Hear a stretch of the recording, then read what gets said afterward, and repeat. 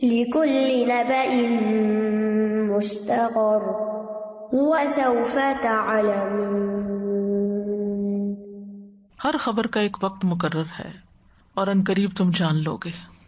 نبا کہتے ہیں بڑی خبر کو، اہم حادثے کو، اور ایسی خبر جس میں جھوٹ کا کوئی شائبہ نہ ہو۔ اور مستقر یعنی اس کی جگہ اور وقت مقرر ہے۔ ہر خبر کے واقع ہونے کا ایک وقت ہے اور ایک زمانہ ہے جس سے وہ آگے پیچھے نہیں ہو سکتی۔ مطلب یہ ہے کہ اللہ کی دی ہوئی ہر خبر سچی ہے اور ہو کر رہنے والی ہے۔ اللہ تعالیٰ جس چیز کے بارے میں خبر دیتا ہے اس کا ایک وقت اور ایک جگہ ہوتی ہے جس میں وہ واقع ہو جاتی ہے، اس میں وعدہ خلافی نہیں ہوتی، تاخیر نہیں ہوتی۔ مطلب یہ ہے کہ ہر شخص کا قول اور عمل ظاہر ہو جائے گا۔ ابن صاحب کہتے ہیں ہر قول اور فعل کی ایک حقیقت ہے، جو کچھ اس میں سے دنیا میں ہوگا وہ تم جان لو گے، اور جو آخرت میں ہوگا تمہارے لیے ظاہر ہو جائے گا اور ان قریب تم اس کو جان لو گے۔ حسن کہتے ہیں کہ اس کا معنی ہے ہر عمل کا ایک بدلہ ہے، جو کوئی بھلائی کا عمل کرے گا جنت میں بدلہ دے دیا جائے گا اس کو، اور جو برا عمل کرے گا اس کو آگ کا بدلہ دیا جائے گا اور ان قریب تم جان لو گے۔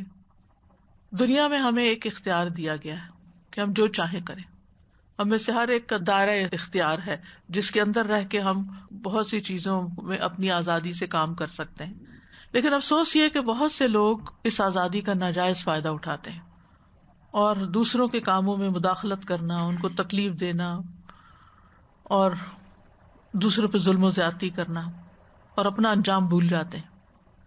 یعنی کچھ لوگ اپنے اختیار کا، اپنی چوائسز کا بڑا اچھا فائدہ اٹھا رہے ہیں کہ وہ بہترین چوائس کرتے ہیں، کام کرتے ہوئے، بولتے ہوئے، معاملہ کرتے ہوئے بہت سمجھداری کے ساتھ، لیکن کچھ لوگ دنیا کی نام نہاد کامیابی حاصل کرنے کے لیے ہر غلط سلط کام کرتے ہیں۔ تو بات یہ ہے کہ ایک آج ہے اور ایک کل ہے، ہمارے کل کی کامیابی کا انحصار ہمارے آج کے کاموں پر ہے کہ آج ہم کیا کرتے ہیں۔ وَسَوْفَ تَعْلَمُونَ، اور ان قریب تم جان لو گے، تمہیں پتہ چل جائے گا۔ یعنی جس عذاب کی تمہیں وعید سنائی جا رہی ہے وہ تمہارے سامنے آ جائے گا اور تمہیں پتہ چل جائے گا۔ یعنی ایک طرح سے دھمکی دی جا رہی ہے کہ اللہ تعالیٰ کی باتیں غلط نہیں ہیں، کوئی خبر غلط نہیں ہے۔ جو کچھ قرآن تمہیں بتا رہا ہے کہ شرک کا، نبی صلی اللہ علیہ وسلم کی نبوت کی تکذیب کا کیا انجام ہوگا، وہ انجام ایک دن آ جائے گا سامنے۔ اگر ابھی نہیں آ رہا تو اس کا یہ مطلب نہیں ہے کہ وہ ہوگا نہیں، وہ ہو کر رہے گا۔ وَإِذَا رَأَيْتَ الَّذِينَ يَخُوضُونَ فِي آيَاتِنَا فَأَعْرِضْ عَنْهُمْ حَتَّى يَخُوضُوا فِي حَدِيثٍ غَيْرِهِ وَإِمَّا يُنْسِيَنَّكَ الشَّيْطَانُ فَلَا تَقْعُدْ بَعْدَ الذِّكْرَى مَعَ الْقَوْمِ الظَّالِمِينَ۔ اور جب آپ لوگوں کو دیکھیں کہ وہ ہماری آیات میں بحث کر رہے ہیں تو آپ ان سے اعراض برتیں یہاں تک کہ وہ اس کے علاوہ کسی اور بات میں مشغول ہو جائیں، اور اگر شیطان آپ کو بھلوا دے تو یاد آنے کے بعد آپ ظالم قوم کے ساتھ نہ بیٹھیں۔ مکہ میں مشرکین آیات کا مذاق اڑاتے تھے، قرآن کا مذاق اڑاتے تھے، اور مدینہ میں منافقین اور کفار کا یہ حال تھا۔ اور یہ اس دور کا ہی حال نہیں، آج بھی یہی حال ہے کہ لوگ قرآن کی آیات کا، دین والوں کا مذاق اڑاتے ہیں۔ ابتدائی اسلام میں مشرکین جب مسلمانوں کو قرآن پڑھتے دیکھتے یا نماز پڑھتے دیکھتے تو ان کا مذاق بھی اڑاتے اور بعض اوقات ان پہ تشدد بھی کرتے۔ تو انہی حالات کو سامنے رکھتے ہوئے اللہ سبحانہ وتعالیٰ نے یہ آیت نازل فرمائی اور رسول اللہ اور صحابہ کرام کو منع کر دیا کہ کفار جب قرآن کا مذاق اڑا رہے ہوں تو آپ وہاں سے ہٹ جائیں۔ اگر وہ کوئی اور بات کرنے لگے تو ان کے ساتھ لین دین معاملہ کیا جا سکتا ہے، لیکن اگر وہ دین کا مذاق اڑائے تو اس پہ کمپرومائز نہیں کرنا، ان کا ساتھ نہیں دینا۔ تو اللہ سبحانہ وتعالیٰ نے اس دور کے مسلمانوں کو اور ہم سب کو بھی ایسی مجالس میں شرکت کرنے سے منع کیا ہے جہاں دین کا مذاق اڑایا جا رہا ہو۔ وَإِذَا رَأَيْتَ الَّذِينَ يَخُوضُونَ فِي آيَاتِنَا، اور جب آپ دیکھیں ان لوگوں کو جو ہماری آیات میں بحث کرتے ہیں، جدال کرتے ہیں، اگرچہ خطاب نبی صلی اللہ علیہ وسلم سے ہے، وَإِذَا رَأَيْتَ، جب آپ دیکھیں، لیکن مخاطب امت کا ہر فرد ہے، اور یہ اللہ تعالیٰ کا ایک تاکیدی حکم ہے۔ جو قرآن مجید میں کئی جگہ پر بیان ہوا ہے کہ اے نبی کریم یا اے مومن، جب آپ دیکھیں کہ دین کو جھٹلانے والے، مذاق اڑانے والے دین کا ہماری آیات میں بحث کرتے ہیں، ان میں الٹ معنی نکالتے ہیں یا ان پر اعتراض کرتے ہیں، تو ایسے لوگوں سے اعراض کریں، یعنی ان کے ساتھ بحث نہ کریں، آپ ان کی مجلس سے چلے جائیں. یہاں لفظ یخوضون استعمال ہوا ہے جو خوض سے ہے، خا واو ضاد. خوض کا معنی ہوتا ہے کسی چیز میں گھس جانا. خاض الماء کا مطلب ہوتا ہے پانی میں گھس گیا، فلاں پانی میں گھس گیا. اسی سے خوض فی الحدیث بھی آیا ہے جس کا معنی ہے بات سے بات نکالنا، بال کی کھال ادھیڑنا، کسی بات میں اعتراض کرنا، نکتہ چینی کرنا، کٹ حجتی کے نئے نئے پہلو تلاش کرنا. تو ان چیزوں سے ہمیں بچنے کی ضرورت ہے، اور اگر کوئی کر رہا ہے تو اس کو بھی اوائڈ کرنا ہے. اسی طرح خاضہ کا ایک معنی پانی میں گھس جانا. تو علماء نے اس سے یہ معنی لیا ہے کہ بحث کرنے والا گدلے پانی کے تالاب میں چلنے والے کی طرح ہے. آپ نے دیکھا ہوگا کہ بعض بیچز پہ آپ جاتے ہیں تو کرسٹل کلیئر پانی ہوتا ہے، حتیٰ کہ آپ کے پاؤں، آپ کے وہ نیچے پڑے ہوئے پتھر، ان کے رنگ، ہر چیز نظر آ رہی ہوتی ہے. اور کچھ تالاب یا جگہیں ایسی ہوتی ہیں کہ آپ ان میں پاؤں رکھیں، میلا پانی ہوتا ہے، کیچڑ مٹی والا، آپ کو نہیں پتا کہ 2 قدم آپ آگے جائیں گے تو آگے گڑھا ہوگا اور آپ اس کے اندر گر جائیں گے. تو خاض الماء کا مطلب ہے کہ ایسے گندے گدلے پانی میں کسی کا گھس جانا، کیونکہ اس سے انسان کو اس کی گہرائی نظر نہیں آتی اور اس کو خوف لاحق ہوتا ہے کہ اچانک کوئی آفت نکل آئے گی. کبھی اگر آپ کو ایسے پانی میں جانے کا اتفاق ہوا ہو کسی نہر یا کسی ایسے دریا وغیرہ میں، تو آپ کو ڈر لگتا ہے کہ کہیں سے کوئی سانپ نہ آ جائے، کہیں کوئی ایک دم کھڈا نہ ہو اس میں نہ گر جائیں، کوئی چٹان نہ ہو اس سے ٹکرا نہ جائیں، کیونکہ پانی کے پیندے میں جو کچھ ہوتا ہے وہاں نظر نہیں آتا انسان کو.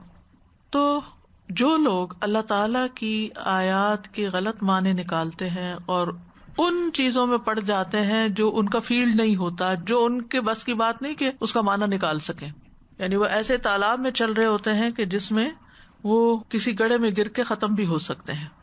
تو آیات سے مراد یہاں قرآن کی آیات ہیں، اور ایسے لوگوں کا حال بیان ہو رہا ہے کہ جن کے سامنے قرآن کو پیش کیا جاتا تھا تو وہ اس کا مذاق اڑاتے اور بغیر سمجھ کے، بغیر علم حاصل کیے دین میں بحثیں کرتے. آج بھی آپ کو کئی ایسے لوگ ملیں گے کہ جنہوں نے قرآن و سنت کا گہرا مطالعہ نہیں کیا تھا. ایک ہوتا ہے صرف سرفیس ٹچ کرنا، صرف ترجمہ اوپر سے پڑھ لینا اور اندر سے نہ دیکھنا، یا پورے کانٹیکسٹ میں بات کو نہ سمجھنا. تو آپ دیکھیں گے کہ بعض اوقات وہ اعتراض کر رہے ہوتے ہیں، بعض اوقات وہ ہنس رہے ہوتے ہیں، بعض اوقات وہ اس کو عقل سے دور قرار دے رہے ہوتے ہیں، اور بغیر کسی سمجھ بوجھ کے وہ اس میں بحثیں کرتے چلے جاتے ہیں. ایسے لوگوں سے جب انسان کا واسطہ پڑے کسی مجلس میں، کسی پارٹی دعوت میں، کسی مقام پر، کہ جب کوئی آپ کو الجھانے کی کوشش کرے تو آپ اس سے معذرت کر لیں.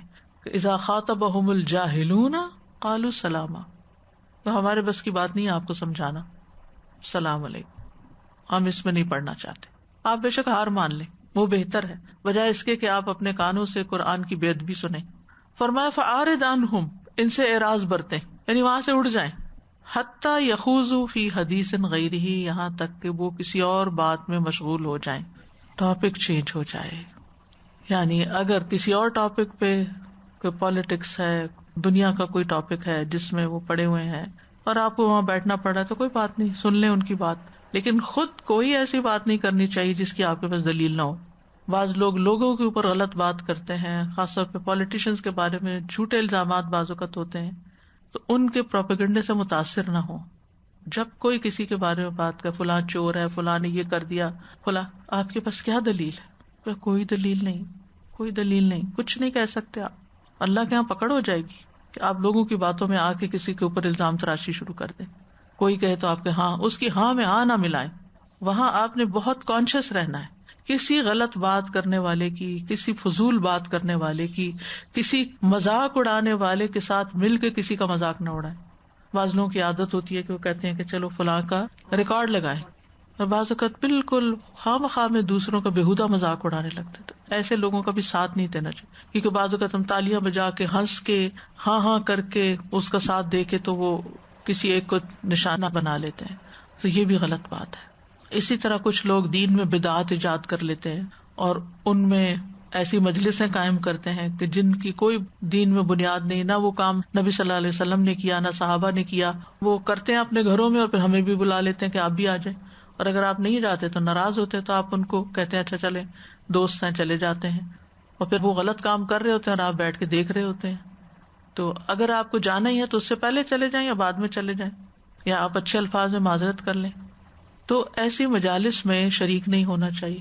کچھ اور مجالس ہوتی ہیں جہاں بہت حرام کام ہو رہے ہوتے ہیں, ڈرنک کیا جا رہا ہوتا ہے, یا ایسے فحش مناظر ہوتے ہیں, فحش ڈانس کیے جا رہے ہوتے ہیں, تو وہاں بھی آپ مت بیٹھیں, وہاں سے اٹھ جائیں, یا پہلے چلے جائیں یا بعد میں چلے جائیں.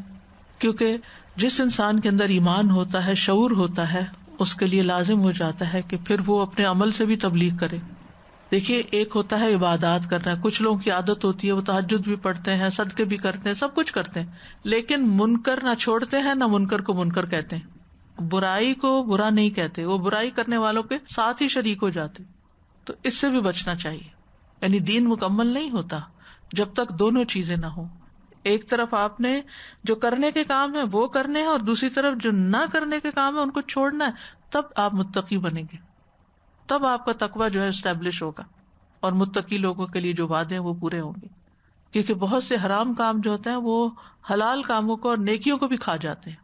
تو ہمیں کلیئر کٹ بتا دیا گیا کہ ایسے لوگوں کی مجالس سے اعراض کرنا ہے, اور خاص طور پر جھوٹی باتیں کرنے والے اور جھوٹے مذاق اڑانے والے, جھوٹے لطیفے سنانے والے اور فضول حرکتیں کرنے والے. کیوں منع کیا گیا؟ اس میں حکمت کیا ہے؟ حکمت یہ ہے کہ جب انسان ایسے لوگوں کے پاس بیٹھتا ہے تو اس کو برائی ہلکی لگنے لگتی. پہلے انسان کو برا لگتا ہے, پھر انجوائے کرنے لگتا ہے, پھر وہ ان کے اندر قبول کرواتا ہے اپنے آپ کو کہ میں بھی تم میں سے, I am one of you, میں الگ نہیں ہوں, میں تمہارے ساتھ ہی ہوں, اسی لیے تو تمہارے ساتھ بیٹھا ہوں. پھر اس سے یہ ہوتا ہے کہ اس مجلس میں انسان کا دل بیمار ہوتا ہے. جو چیز انسان کی طبیعت کے خلاف ہوتی ہے, اگر زیادہ دیر وہاں بیٹھنا پڑے تو انسان جب اٹھتا ہے تو دل بوجھل ہوتا ہے. اس کے نتیجے میں انسان دین سے دور ہوتا ہے, نماز میں دل نہیں لگتا, اور کبھی کبھی انسان ڈگمگا بھی جاتا ہے کہ شاید میں ہی غلط ہوں, یہ تو سارے لوگ یہی کچھ کر رہے ہیں لیکن میں ہی الگ تھلگ اپنی دنیا بنائے ہوئے ہوں. تو اس لیے ہمیں وہاں بیٹھنے سے منع کیا گیا ہے. مکہ میں اعراض کا حکم تھا, اور مدینہ میں جا کر برائی سے روکنے کا حکم آیا, نہی عن المنکر آیا کہ اب آپ اسٹرانگ ہیں, اب آپ ان کو روکیں.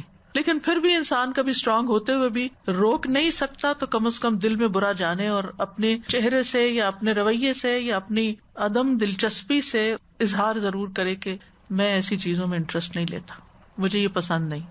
اگر لوگ اپنی پسند کا اظہار کرے تو آپ اپنی ناپسند کا بھی کر سکتے. اگر ان کو فریڈم ہے تو آپ کو بھی فریڈم. تو بہرحال یہاں پر یہ ہے کہ جب ایسی مجالس ہوں تو یا تو نصیحت کریں یا پھر وہاں سے اٹھ جائیں, ورنہ گناہگار ہوں گے. وَإِمَّا يُنْسِيَنَّكَ الشَّيْطَانُ فَلَا تَقْعُدْ بَعْدَ الذِّكْرَىٰ مَعَ الْقَوْمِ الظَّالِمِينَ. اگر شیطان تمہیں بھلوا دے تو یاد آنے کے بعد ظالم قوم کے ساتھ مت بیٹھو. یہ بات اوپر والی ہدایت کی مزید تاکید ہے. مطلب یہ ہے کہ اگر شیطان کبھی غافل کر دے, بعض اوقات ایسا ہوتا ہے نا کہ انسان کو پتہ ہی نہیں چلتا کہ تو ایسے گھس جاتا ہے, پھسل کے بیچ میں چلا جاتا ہے, انوالو ہو جاتا ہے, اور وہاں شروع میں کچھ نہیں ہو رہا ہوتا لیکن آہستہ آہستہ بات بڑھنے لگتی ہے, اور باتیں ہوتے ہوتے دین کے مذاق تک چلی جاتی ہیں باتیں. تو ایسے وقت میں انسان محسوس تو کرتا ہے کہ اب یہاں نہیں بیٹھنا چاہیے, لیکن پھر سوچتا ہے بھری مجلس سے اٹھوں کیسے. پھر انسان سوچے کہ یہ شیطان مجھے بہکا رہا ہے اور مجھے کمزور کر رہا ہے کہ اب تم یہاں سے اٹھ نہیں سکتے. اور پھر انسان کمزور پڑتے پڑتے وہاں اگر ٹھہر جائے تو جس وقت پھر خیال آئے اٹھ جاؤ. یہ جو نسیان ہوتا ہے, بھول جانا اللہ کے حکم کو, دین کے اوپر عمل کو, یہ بھی شیطان کی طرف سے ہوتا ہے. کسی بھی نیک عمل کا بھلوا دیا جانا کہ انسان کا پورا ارادہ تھا لیکن بالکل اس کے حافظے میں محو ہو جانا, یہ شیطان کی کارستانی ہوتی ہے کہ وہ اس کو ایسے ایسے خیال ڈالتا ہے, دل میں وسوسے ڈالتا ہے, ایسی ایسی چیزوں میں الجھاتا ہے کہ وہ اس اصل کام کو چھوڑ ہی بیٹھتا ہے. اس لیے کبھی زندگی میں شاید آپ کے ساتھ یہ بھی ہوا ہو کہ آپ نماز ہی بھول گئے, کبھی ایسا بھی ہو سکتا ہے کہ آپ اذکار ہی بھول گئے پڑھنا. یعنی کئی دفعہ اس طرح کی چیزیں ہو جاتی ہیں کہ آپ کسی سے کوئی وعدہ کرتے ہیں اور اینڈ ٹائم پر آپ کے ذہن سے بالکل وہ بات نکل جاتی ہے, حالانکہ آپ کی کوئی نیت نہیں ہوتی کہ آپ ایسا کریں گے. تو یہ قرآن مجید میں اس سے بھی اس کا پتہ چلتا ہے, جیسے استحوذ علیہم الشیطان فانساہم ذکر اللہ, سورۃ مجادلہ میں آتا ہے کہ شیطان نے ان پہ غلبہ پا لیا تو انہیں اللہ کا ذکر ہی بلوا دیا. اور اسی طرح سورۃ کہف میں آتا ہے وما انسانیہ الا الشیطان ان اذکر, حضرت یوشع کو مچھلی کا بتانا بھول گیا تھا حضرت موسیٰ کو, اس پہ بھی انہوں نے. اسی طرح حضرت آدم علیہ السلام کو شیطان نے بلوا دیا تھا کہ اس درخت کا پھل نہیں کھانا. نبی صلی اللہ علیہ وسلم نے فرمایا میں بھی تمہاری طرح ایک انسان ہوں، جس طرح تم بھول جاتے ہو میں بھی بھول کا شکار ہو جاتا ہوں، اس لیے جب میں بھول جاؤں تو مجھے یاد دلا دیا کرو. جیسے کبھی نماز میں انسان بھول جاتا ہے تو وہ بھی شیطانی حرکت ہوتی ہے کہ ایک دم شیطان آپ کے اوپر خلل ڈال دیتا ہے کہ 3 رکعتیں ہوئی تھی کہ 4 ہوئی تھی. تو اس آیت سے جو باتیں ہمیں پتہ چلتی ہیں اس میں بڑی اہم بات یہ ہے کہ فضول بحث میں نہیں پڑنا چاہیے، نہ خود فضول بحث کا شکار ہونا چاہیے، اور اگر کوئی کر رہا ہو تو اس میں حصہ نہیں لینا چاہیے. یعنی یہ سبق یاد رکھنے کا ہے کہ فضول بحثوں میں نہیں پڑنا، اور خصوصاً اگر دین کے بارے میں کوئی فضول بحث ہو رہی ہو تو اس میں تو بالکل بھی نہیں پڑنا چاہیے. بحث مباحثے کی ممانعت ہے. پھر اسی طرح قرآن مجید کو لے کر جھگڑنا نہیں چاہیے. نبی صلی اللہ علیہ وسلم نے فرمایا قرآن کے ذریعے جھگڑا نہ کرو اور نہ اللہ کی کتاب کے بعض حصے کو بعض کے ذریعے جھٹلاؤ. اللہ کی قسم مومن قرآن کے ساتھ جھگڑا کرے گا تو مغلوب ہو جائے گا، اور منافق قرآن کے ساتھ جھگڑا کرے گا تو غالب آ جائے گا، یعنی اپنی چرب زبانی کی وجہ سے. کہ مومن تو بات کرتا ہے تو پھر سنبھل کے کرتا ہے نا، تو وہ اس طرح پھر لڑائی میں کامیاب نہیں ہو سکتا. اور پھر یہ کہ ایسی مجالس سے اجتناب کرو، اور یہ واجب ہے ہم پر جہاں اللہ کی آیات میں بحث کی جائے، یا یہ کہ وہاں اللہ تعالیٰ کی کوئی نافرمانی کی جائے یا کسی بدعت کا ارتکاب کیا جائے، کیونکہ برائی کی مجلس میں شریک ہونے والا برائی میں شریک ہو جاتا ہے. عمر بن عبدالعزیز کے پاس ایک مقدمہ آیا کہ کچھ لوگوں نے شراب پی رکھی ہے، تو انہوں نے ان کو کوڑے مارنے کا حکم دیا. تو ان سے کہا گیا کہ ان میں ایک شخص وہ بھی تھا جس نے روزہ رکھا ہوا تھا، اس نے شراب نہیں پی. تو انہوں نے کہا پہلے اس کو کوڑا مارو. وہ وہاں بیٹھا کیوں تھا؟ انہوں نے یہی آیت پڑھی کہ اللہ نے برائی کے مقام پر موجود ہونے والے شخص کو ان کے برابر قرار دیا جو برائی کا ارتکاب کر رہے ہوں، اور خاص طور پر جہاں سری نافرمانی ہو رہی ہو وہاں تو بالکل نہیں بیٹھنا چاہیے. اور یہ انسان کے ایمان کا امتحان ہوتا ہے. جس دل کے اندر ایمان ہوتا ہے اس کے اندر برائی کی نفرت ہوتی ہے، قدرتی بات ہے، وہ برداشت نہیں کر سکتا. اور یہ آپ صرف بڑوں میں نہیں بچوں میں بھی دیکھیں گے. یعنی بچوں کے اندر ایک سینس ہوتی ہے، فطرت پر ہوتے ہیں نا، تو اگر کبھی کوئی ایسا شخص ان کے قریب جائے جو غلط حرکتیں کرتا ہو تو ایک دم رو پڑیں گے، چیخ پڑیں گے، ڈر جاتے ہیں. تیمیہ جو بہت چھوٹی سی تھی، بالکل 8-9 مہینے کی ہوگی، تو ہمارے نیبر میں بہت ہی اچھی خاتون تھی، بہت ہی نیک، لیکن اتفاق سے ان کے ہسبینڈ اتنے ہی دین سے دور تھے، تو بہت ڈرنک کرتے تھے، بلکہ ان کا بزنس بھی یہی تھا.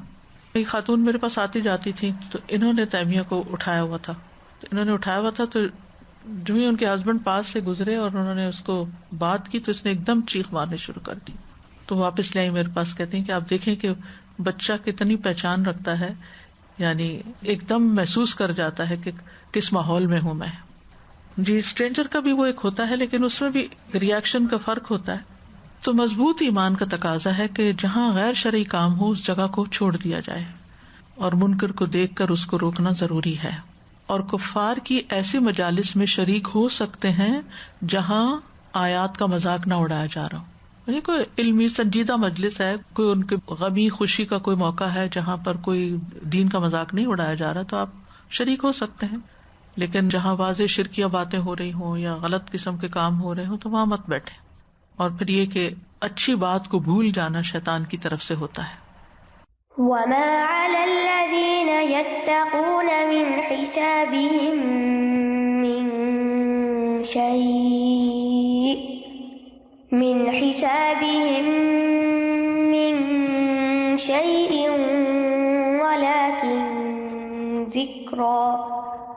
وَلَكِنْ ذِكْرَى لَعَلَّهُمْ يَتَّقُونَ.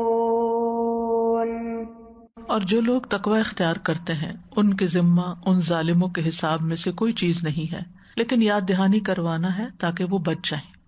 جب یہ آیت نازل ہوئی وَإِذَا رَأَيْتَ الَّذِينَ يَخُوضُونَ فِي آيَاتِنَا، یعنی پچھلی آیت 68، تو بعض لوگوں نے کہا کہ اب ہم بیت الحرام میں داخل نہیں ہوں گے، نہ ادھر نماز پڑھیں گے، نہ طواف کریں گے، کیونکہ قریش کے سردار وہاں کعبہ کے ارد گرد بیٹھ کر دین کا مذاق اڑاتے ہیں، کیونکہ وہ اللہ کے رسول صلی اللہ علیہ وسلم کا مذاق اڑاتے، ان کی تکذیب کرتے.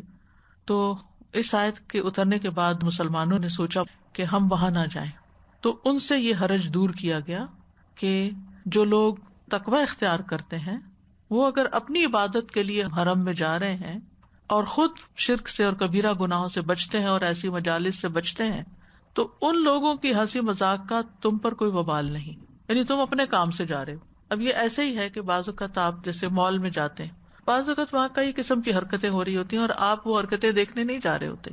آپ کو کام ہوتا ہے، اپنے کام سے جاتے ہیں، کوئی چیز خریدنی ہے، کوئی لینی دینی ہے، آپ لے کے اپنا کام کر کے آ جاتے ہیں. تو ایسی صورت میں اگر آپ کے اندر تقویٰ ہے اور آپ اس برائی کو برا سمجھتے ہیں اور آپ اس سے دل تنگ بھی ہوتے ہیں اور اپنے کام سے آپ کو کسی ایسی جگہ جانا پڑتا ہے جبکہ آپ اس کے اندر شریک نہیں ہو رہے، تو پھر اور بات ہے. یعنی کہ مسجد حرام کیا تھی؟ ایک پبلک پلیس تھی اور اس میں ہر طرح کے لوگ بیٹھے ہیں، کوئی اچھا کام کر رہے ہیں، کوئی برا کر رہے ہیں. تو آپ اگر اچھے کام کے لیے وہاں سے گزرتے ہیں تو اور بات ہے. وَلَٰكِن ذِكْرَىٰ لَعَلَّهُمْ يَتَّقُونَ، لیکن نصیحت کے لیے شاید کہ وہ بھی ڈرنے لگے.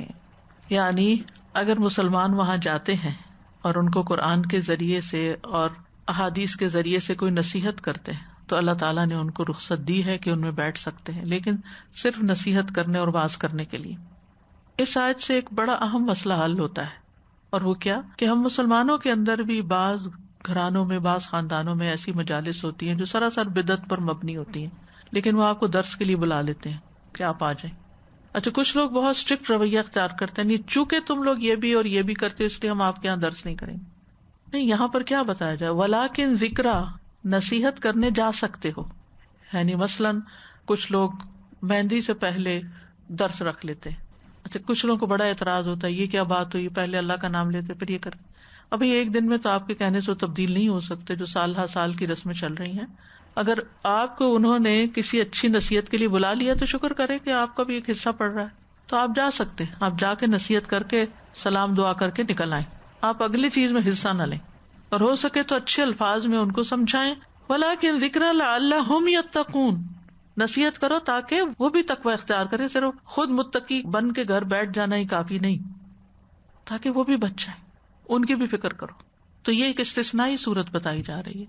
اس لیے ہم دیکھتے ہیں امام حسن البنا کا نام آپ نے شاید سنا ہو، ان کی کتاب ہے جادہ و منزل، اور ان کی کچھ اور چیزیں بھی کبھی کبھی پڑھنے کو کچھ ملتی ہیں. ان کے بارے میں پڑھ رہی تھی کہ وہ آگ کی انگیٹھی لے کر طوائفوں کے پاس، شراب پینے والوں کے پاس، غلط کام کرنے والوں کے پاس جاتے، ان کے سامنے رکھتے اور کہتے اچھا اس میں ہاتھ رکھو. کہتے نہیں، یہ کیسے ہم رکھ سکتے؟ کہتے کہ یہ تمہیں پتا ہے جو تم یہ کر رہے ہو اس کا انجام یہ آگ ہے. اور کتنے لوگ توبہ کر لیتے تھے. اسی طرح ایک بہت بڑے بزرگ تھے، تو ان پر کسی نے الزام لگایا کہ یہ طوائفوں کے محلے میں جاتے ہیں، وہی بدگمانی والی بات. تو انہوں نے کہا کہ تمہیں نہیں پتا کہ یہ کس کام کے لیے جاتے ہیں، یہ جا کر ان کو واعظ و نصیحت کرتے ہیں. یعنی اگر کچھ لوگ برائیوں میں دھنسے ہوئے ہیں تو ان کو ان کے حال پہ نہیں چھوڑ دو، ان کو نصیحت کرو. اور یہ بھی ہمیں قرآن سے پتا چل رہا ہے. ولیکن ذکرا لعلہم یتقون، وہ بھی انسان ہے، ان کے اندر بھی دل ہے، پتہ نہیں وہ کس مشکل میں پڑے ہوئے ہیں، معلوم نہیں وہ کیوں کر رہے ہیں یہ. تو اگر تم نصیحت کرو گے، ان کا ایمان مضبوط ہوگا تو ان کے اندر بھی جرأت آ جائے گی اس سب برائی کو چھوڑنے کی، کیونکہ برائی چھوڑنے کے لیے ایمان کی حرارت اور انرجی چاہیے ہوتی ہے. وَذَرِ الَّذِينَ اتَّخَذُوا دِينَهُمْ لَعِبًا وَلَهْوًا وَغَرَّتْهُمُ الْحَيَاةُ الدُّنْيَا وَذَكِّرْ بِهِ أَن تُبْسَلَ نَفْسٌ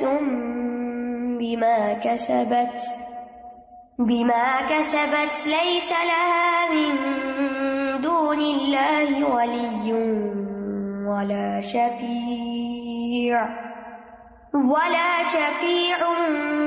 وَإِن تَعْدِلْ كُلَّ عَدْلٍ لَا يُؤْخَذْ مِنْهَا أُولَئِكَ الَّذِينَ أُبْسِلُوا بِمَا كَسَبُوا لَهُمْ شَرَابٌ مِّنْ حَمِيمٍ وَعَذَابٌ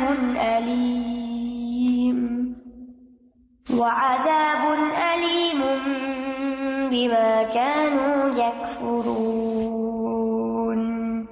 اور آپ ان لوگوں کو چھوڑ دیجئے جنہوں نے اپنے دین کو کھیل اور تماشا بنا رکھا ہے، اور دنیا کی زندگی نے انہیں دھوکے میں ڈال رکھا ہے. اور آپ اس قرآن کے ساتھ نصیحت کرتے رہیے کہ کہیں کوئی جان اس کمائی کے بدلے جو اس نے کی ہلاکت میں نہ ڈال دی جائے، پھر اللہ کے سوا اس کے لیے نہ کوئی مددگار ہو اور نہ کوئی سفارشی. اور اگر وہ بدلہ دے کسی بھی طرح کا بدلہ تو اس سے قبول نہ کیا جائے گا. یہی وہ لوگ ہیں جو اپنی کمائی کی وجہ سے ہلاک کر دیے گئے، ان کے کفر کی وجہ سے جو وہ کرتے تھے. ان کے لیے کھولتے ہوئے پانی سے پینا ہے اور دردناک عذاب ہے. وَذَرِ الَّذِينَ اتَّخَذُوا دِينَهُمْ لَعِبًا وَلَهْوًا. یہاں مذاق اڑانے والوں سے پھر اجتناب کرنے کا حکم دیا جا رہا ہے، یعنی اپنے دل کو ایسے لوگوں سے وابستہ نہ کریں. آپ کو اگرچہ انہیں نصیحت کرنے کا حکم دیا گیا ہے، لیکن آپ ان سے دلی دوستی نہ رکھ بیٹھیں، کیونکہ انہوں نے دین کو کھیل تماشا بنا رکھا ہے. اور بعض اوقات آپ جو نصیحت انہیں کرتے ہیں اس کا بھی کھیل تماشا بنا لیتے ہیں. یعنی آپ تو نصیحت کر رہے ہوتے ہیں اور آپ جب اٹھتے ہیں اس مجلس سے جاتے ہیں تو آپ پر بھی ہنسنا شروع کر دیتے ہیں. وہ دین پر عمل نہیں کرتے، مذاق اڑاتے ہیں. تو جہاں مذاق اڑانے والوں کے پاس بیٹھنا نہیں، وہاں ان کو نصیحت بھی کرنی ہے، وہاں اس میں پھر مزید آگے نہیں جانا. ذرہم کا معنی ہے ان سے اعراض کریں، ان کے جھٹلانے کی، مذاق اڑانے کی پرواہ نہ کریں. اور اس کا یہ مطلب نہیں کہ ان کو نصیحت کرنا چھوڑ دیں اور آئندہ پھر نہ جائیں کہ میں نے سمجھایا تھا، اتنی دفعہ میں جا چکی ہوں، بتا چکی ہوں، یہ تو مانتے نہیں، چھوڑو ان کو. نہیں، یہ نہیں کرنا. مطلب یہ ہے کہ آپ اپنے رویے سے ان کو بتا سکتے ہیں، اپنی شفقت، توجہ، محبت کم کر سکتے ہیں، چاہے وہ اولاد ہی کیوں نہ ہو یا کوئی اور ہی کیوں نہ ہو، اگر وہ غلط کام کرتے ہیں. لیکن یہ کہ کرنا وہی ہے جو رب کا حکم ہے. تو دین کو کھیل تماشا بنانا کیا ہوتا ہے؟ ایک تو وہ مذاق اڑانا، وہ الگ بات ہے، لیکن اس کے علاوہ بھی عبادت میں خود ساختہ کام شروع کر لینا. جیسے آپ دیکھیں اہل مکہ نے اپنی طواف کو یا حج کو کیا بنا رکھا تھا. عند البیت کیا کرتے تھے؟ سیٹیاں بجاتے، تالیاں بجاتے، ننگے بغیر کپڑوں کے طواف کرتے. یہ دین کو کھیل تماشا بنانا ہے. پھر اسی طرح بتوں کے نام پہ جانور ذبح کرتے، رونقیں لگاتے، شراب کی مجلسیں لگاتے، اس میں شعر و شاعری کرتے اور بہت سے غلط کام کرتے تھے. اپنے تہوار جو تھے ان کو کھیل تماشا بنا رکھا تھا. اور یہ تو اب آپ دیکھیں کہ ہمارے ہاں بھی کچھ کم نہیں رہا کہ تہواروں کو، چاہے شادی کا موقع ہو یا عام تہوار ہو، اس میں ایسے تماشے شروع کر دیے گئے ہیں کہ جو سراسر دوسری اقوام کی نقالی ہے. مزاروں پہ آپ دیکھیں کیسے عرس شادی کے لیے استعمال ہوتا ہے لفظ، اور وہاں پر قبر کے اوپر آپ ڈول ڈمکے شروع کر دیں، ڈانس شروع کر دیں، کھانا پینا اور انٹرٹینمنٹ کی مجلس سے، خرید و فروخت اور جیسے کوئی میلہ ہو. کس قسم کے کام ہو رہے ہیں. حالانکہ قبرستان میں تو ڈرتے ہوئے جانا چاہیے، تو قبروں کے اوپر یہ سب کچھ کرنا. وغرتہم الحیات الدنیا، دنیا کی زندگی نے ان کو دھوکے میں ڈال رکھا ہے. یعنی یہ سب دین کے نام پر کر کے ان کا مقصد اللہ کو راضی کرنا نہیں ہوتا. یہ سب انہوں نے دنیا کمانے یا دنیا کی رونقیں اکٹھی کرنے کا ایک ذریعہ بنا رکھا ہے. یعنی ریچولز کے نام پر، عبادات کے نام پر ایک من گھڑت دین قائم کر رکھا ہے. وذکر بہ ان تبصل نفس بما کسبت. اگر آپ جتنی بھی بدعات ہیں نا اور جتنے بھی ایسے کام ہیں ان کا جائزہ لیں تو آپ دیکھیں گے وہ سب انٹرٹینمنٹ ہے ان اے وے. اور ان کو نصیحت کریں، ان تبصل نفس بما کسبت، کہ کہیں کوئی شخص اپنے کیے کی وجہ سے ہلاکت میں نہ پڑ جائے. تبصلہ کا مطلب یعنی کہیں گمراہ نہ ہو جائے، کہیں بھٹک نہ جائے، کہیں پکڑ نہ ہو جائے. مطلب یہ کہ انہیں قرآن کے ذریعے نصیحت کریں، کہیں ایسا نہ ہو کہ ان کے ان اعمال کی بدولت ہلاکت اور رسوائی ان کا مقدر بن جائے، وہ پکڑ میں آ جائیں. کیونکہ گناہ جو ہے انسان کے لیے دنیا اور آخرت میں قید کا ذریعہ ہے، دنیا اور آخرت میں پکڑ کا ذریعہ ہے. لیس لہا من دون اللہ ولی ولا شفیع. اس نفس کے لیے اللہ کے سوا نہ کوئی دوست ہے نہ کوئی سفارشی. یعنی آخرت میں کوئی ان کو نہیں بچا سکے گا جب اللہ پکڑنے لگے گا. وَإِن تَعْدِلْ كُلَّ عَدْلٍ لَا يُؤْخَذْ مِنْهَا. اگر وہاں پر وہ کوئی بدلہ دینا چاہے تو وہ بھی ان سے نہیں لیا جائے گا، یعنی چاہے مال، سرمایہ، کسی قسم کا فدیہ، بدلہ. اولئک الذین ابسلوا بما کسبوا. تو یہی لوگ، اولئک کون ہے؟ یہ جو دین کا مذاق اڑانے والے ہیں. ان لوگوں کے لیے ہلاکت ہے. کیوں ہلاکت ہے؟ کیونکہ انہوں نے جو کمائی کی ہے، یعنی دین کا مذاق اڑایا ہے اور غفلت کی زندگی گزاری ہے. لہم شراب من حمیم، کھولتے پانی کا ڈرنک ہوگا ان کے لیے، یعنی پینے کے لیے کھولتا پانی ہوگا. وعذاب علیم، اور دردناک عذاب ہوگا. بما کانوا یکفرون، بوجہ اس کے جو وہ کفر کرتے رہے. مطلب یہ ہے کہ جب وہ جہنم میں جائیں گے تو پہلی ان کی جو ضیافت یا مہمانی ہوگی وہ ابلتے پانی سے ہوگی، کھولتے پانی سے ہوگی. اما ان کان من المکذبین الضالین فنزل من حمیم. نزل مہمانی کو کہتے ہیں. سورۃ محمد میں آتا ہے وسقوا ماء حمیما فقطع امعاءهم. انہیں پینے کو کھولتا ہوا پانی دیا جائے گا جو ان کی آنتیں کاٹ کے رکھ دے گا. یا پھر سر کے اوپر کھولتا ہوا پانی ڈالا جائے گا. تو یہ ساری سزائیں ایسے لوگوں کے لیے ہیں جو اللہ کے دین کا مذاق اڑاتے ہیں اور اللہ کے دین کے پیرالل ایک نیا دین ایجاد کر لیتے ہیں اور لوگوں کو اللہ کے راستے سے بھٹکاتے ہیں. اللہ تعالیٰ ہمیں اس سے بچائے اور ایسے لوگوں کی اصلاح کی توفیق عطا فرمائے. وآخر دعوانا ان الحمد للہ رب العالمین. سبحانک اللہم و بحمدک اشہد ان لا الہ الا انت استغفرک و اتوب الیک. السلام علیکم و رحمۃ اللہ وبرکاتہ.